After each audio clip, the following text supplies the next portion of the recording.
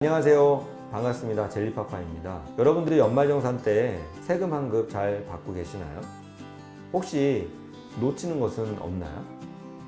잘 모르시겠죠?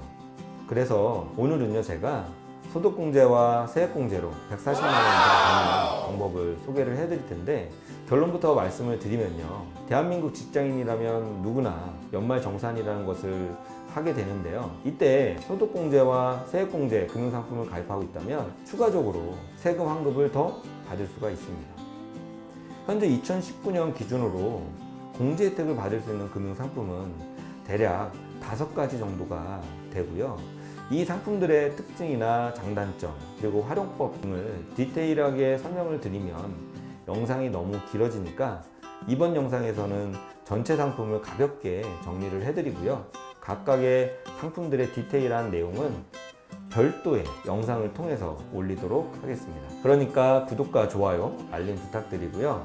자, 혹시 소득공제와 세액공제 차이점을 또 모르시는 분들도 있을 수 있으니까 이 둘의 차이점 먼저 설명을 드려볼 건데요, 만약 잘 알고 계시다면 앞쪽으로 빨리 넘어가시면 좋을 것 같습니다.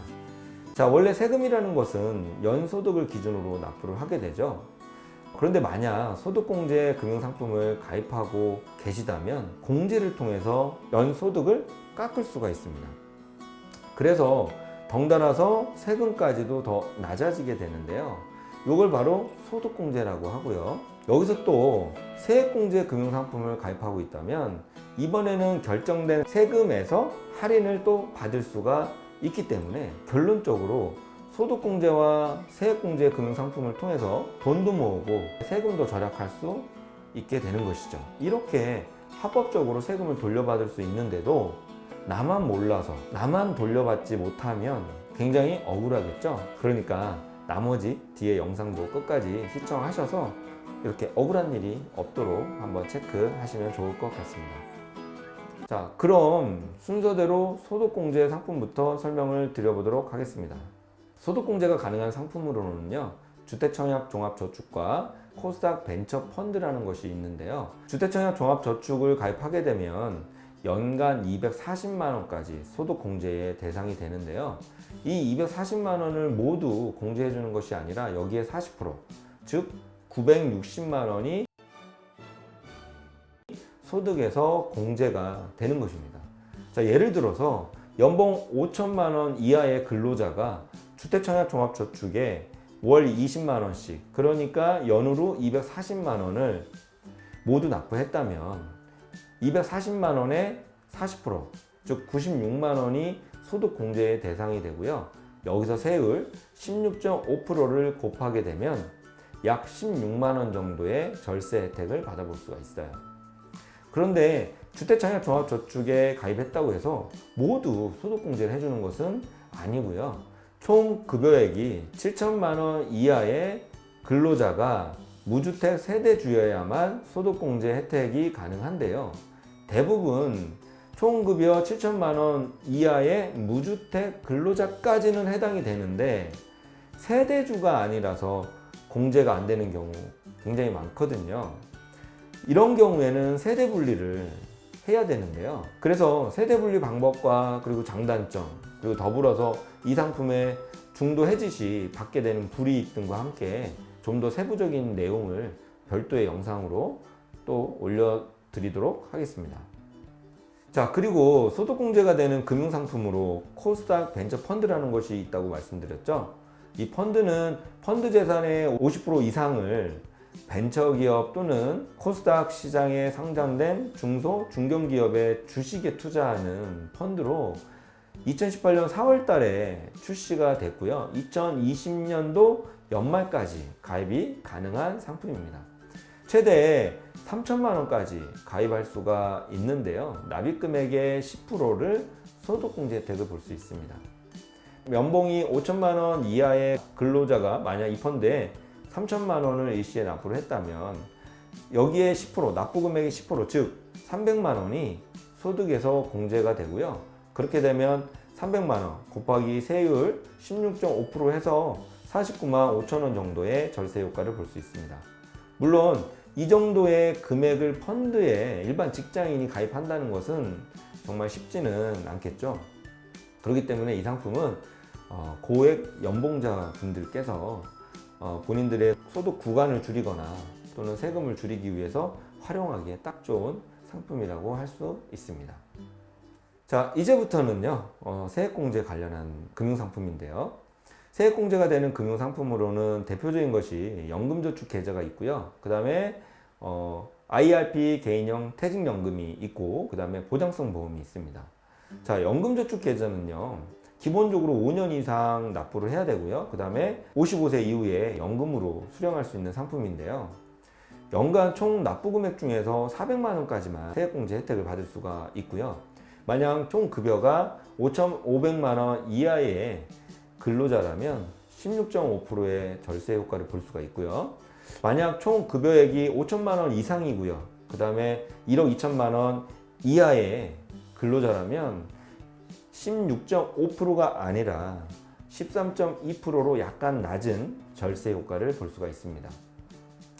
좀 전에 예로 들었던 5천만 원 연봉을 받는 근로자가 만약 이 상품에 400만 원, 즉 월로 치면 34만 원씩 해서 꽉 채웠다면 400만 원의 세율 16.5% 해서 약 66만 원의 세금을 절약할 수가 있게 됩니다. 자, 이 상품은 세액공제를 받지만 연금으로 수령하지 않고 일시금으로 수령을 하게 되면 예를 들어서 중도해지라든가 인출을 하게 되면 원리금의 16.5%를 기타소득세로 납부를 해야 됩니다. 즉 받았던 혜택을 그대로 돌려줘야 되는 것이죠. 그래서 무조건 세액공제만 생각해서 월 납부 금액을 좀 많게 잡기보다는 내가 잘 유지할 수 있게끔 적정 금액을 산정하는 것이 굉장히 중요할 것 같아요. 자, 그럼에도 불구하고요, 이 연금저축계좌는 일단 먼저 세액공제 혜택이 있죠. 그리고 상품이 운영 중에는 비과세 혜택을 또 볼 수가 있고요. 그 다음에 연금을 수령할 때는 또 저유과세 혜택을 받는 장점이 꽤 많은 상품이라서 월급쟁이라면 다른 상품은 몰라도요, 연금저축계좌의 활용법에 대해서는 좀 구체적으로 알고 가는 것이 좋습니다. 당연히 저희 젤리파파 채널에서 이 연금저축계좌 하나만을 위한 영상을 예정하고 있겠죠.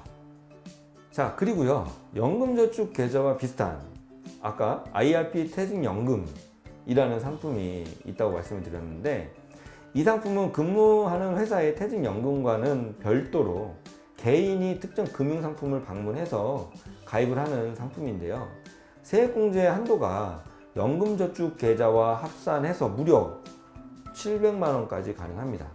이게 무슨 말이냐면 연금저축계좌에 이미 연 400만 원을 다 채웠다면 나머지 300만 원을 IRP에 추가로 또 납부해서 최대 700만 원까지 세액공제 혜택을 받을 수 있다는 얘기고, 만약에 내가 연금저축계좌를 전혀 가입하지 않고 그냥 바로 IRP에만 총 연 700만 원을 납부했다 하더라도 똑같이 세액공제가 가능합니다. 그리고 세액공제율은 연금저축계좌와 동일하기 때문에 넘어가도록 하고요. 자, 만약 연봉 5천만 원 이하의 근로자가 연금저축에 연 400만 원을 채우고 또 IRP에 300만 원을 채웠다면 총 700만 원 소득공제가 되는데, 여기에 세율 16.5% 해서 약 115만 원이라는 굉장히 높은 세금을 절약할 수가 있고요. 또한 연금저축 계좌를 전혀 가입하지 않고 그냥 바로 다이렉트로 IRP 퇴직연금에 700만 원을 한 번에 납부했다 하더라도 똑같이 115만 원을 세금을 절약할 수가 있습니다. 자, 이렇게 세액공제 한도만 놓고 보면 연금저축 계좌에 비해서 IRP가 좀 더 범위가 넓다 보니까 연금저축 계좌를 처음부터 가입하지 않고요, IRP를 바로 가입하면 되지 않느냐, 이렇게 하시는 분들도 계실 텐데요. 그런데 IRP의 최대 단점은 중도 인출이 불가능하다는 거예요. 만약 법에서 허용하는 중도 해지 조건에 해당이 된다면 해지는 할 수 있어도 중도 인출은 불가능한 것이죠. 그렇다면 연금저축 계좌를 가입하는 것이 유리할까요? 아니면 퇴직연금을 가입하는 것이 유리할까요? 자, 이 부분에 대해서도 구체적인 상품 비교를 위해서 별도의 영상으로 제공을 해드리도록 하겠습니다. 자, 그리고 마지막으로 보장성 보험이라는 게 있어요. 여기서 말하는 보장성 보험은 자동차 보험이라든가 그 다음에 운전자 보험, 암보험, 종신보험, 실비보험 같은 이렇게 특정 손해에 대해서 보험사로부터 보장을 받을 수 있는 이런 상품들을 말하는데요. 우리가 흔히 알고 있는 변액연금보험이라든가 부가세 저축보험들, 이런 것들은 자산을 모으기 위해서 만들어진 저축성 보험이기 때문에 보장성 보험에는 해당이 되지 않습니다. 자, 이 보장성 보험은요, 연간 납입금액 중에서 100만 원까지 세액공제 혜택을 받을 수 있는데요. 세액공제율이 13.2%이기 때문에 누구나 총 100만 원 이상을 납부하고 있다면 13만 2천 원 정도를 환급받을 수가 있습니다. 하지만 세액공제를 받기 위해서는요, 계약자와 피보험자의 관계가 굉장히 중요합니다. 특히 사회초년생이나 기혼부부의 경우 보험 대상자, 즉 피보험자는 나인데 보험료를 납부하는 계약자가 부모님이거나 배우자인 경우가 굉장히 많아요. 자, 이런 경우에는 내가 납부한 것이 아니죠. 이 근로자가 납부한 보험료가 아니기 때문에 세액공제 대상에 포함이 되지 않고요. 또는 내가 이분들을 위해서, 어머니를 위해서 또는 배우자를 위해서 제가 보험을 계약자로 가입할 수가 있겠죠. 이 경우에는 이 부모님과 배우자가 나의 연말정산할 때 기본공제 대상에 포함되는 분들이 아니라면 또 공제 혜택을 못 받을 수가 있습니다. 그렇기 때문에 혹시 보험료를 납부하고 계시는 근로자분이라면 한 번 정도는 이런 부분, 피보험자와 계약자와의 관계, 이런 것들 한 번 정도는 체크하시는 게 좋을 것 같습니다. 자, 이 밖에도 엔젤투자 소득공제라는 것이 있는데요. 이 상품은 소득공제 한도는 굉장히 커요. 하지만 리스크도 너무나 크고 일반적이지 않은 상품이라서 이번 영상에서는 제가 설명을 하지 않도록 하고요. 그리고 체크카드나 소득공제, 또 금융상품에 포함될 수 있겠죠. 그런데 체크카드와 신용카드 같은 경우는 또 제가 전달해 드리고 싶은 내용이 있기 때문에 이 부분도 별도의 영상으로 제가 준비해서 찾아뵙도록 하고요. 그리고 지금까지 설명드린 내용 표로 간단하게 정리를 해보면 연간 5천만 원 이하의 근로자 기준이고요. 만약에 주택청약 종합저축에 연간 240만 원을 납부했다면 절세 효과는 약 15만 8,400원 정도 혜택을 볼 수 있고요. 그 다음에 연금저축계좌에 연간 400만 원을 풀로 채웠다면 약 66만 원 정도를 세금 혜택을 볼 수 있고요. 그 다음에 IRP 퇴직연금에 추가로 또 300만 원을 만약에 납부했다면 49만 5천 원 절세 효과 볼 수 있습니다. 자, 그 다음에 보장성 보험 100만 원이라고 말씀드렸죠. 13.2%이기 때문에 13만 2천 원 절세 효과를 볼 수가 있고요. 그 다음에 코스닥 벤처펀드 또 3천만 원을 납부했다면 49만 5천 원을 또 절세 혜택을 볼 수 있는데, 이렇게 되면 약 194만 원 정도를 세금을 절약할 수가 있어요. 굉장히 큰 금액인데, 사실 코스닥 벤처 펀드 같은 경우는 일반 직장인이 3천만 원씩이나 여기다가 납부를 한다는 것은 사실 쉽지는 않거든요. 그래서 만약에 요걸 가입하지 않았다라고 하더라도 49만 5천 원을 제외하면 약 150만 원, 140만 원 정도의 절세 혜택을 볼 수가 있는 거고, 또 이미 연금저축 계좌를 400만 원 가입했는데도 불구하고 IRP 퇴직연금에 또 300만 원을 납부한다는 것도 쉬운 일은 아니에요. 그래서 만약에 이것도 가입하지 않았다면 49만 5천 원을 제외하면 그래도 약 100만 원 가깝게 절세 효과를 볼 수가 있습니다. 긴 시간 설명 다 들어주셔서 감사드리고요. 혹시 내가 가입한 금융상품들 한번 이번 기회에 소득공제나 세액공제 잘 받을 수 있는지, 그럴 수 있는 상품인지 체크 한번 해보시면 좀 도움이 될 것 같고요. 만약 이 영상이 여러분들께 조금이라도 도움이 되셨다면 구독과 좋아요 좀 부탁드리겠습니다.